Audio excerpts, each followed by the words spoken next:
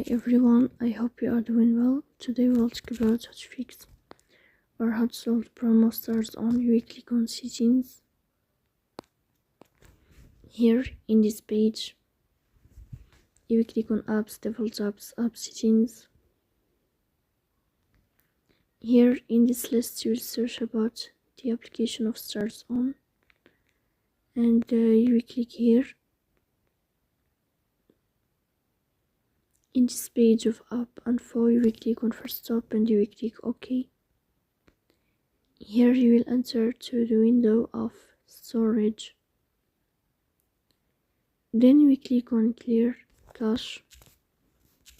In the end, you will turn off your phone and you will restart your phone again to fix that problem. So that's all. Don't forget to support us by like and subscribe. See you next time, and thank you for your watching and your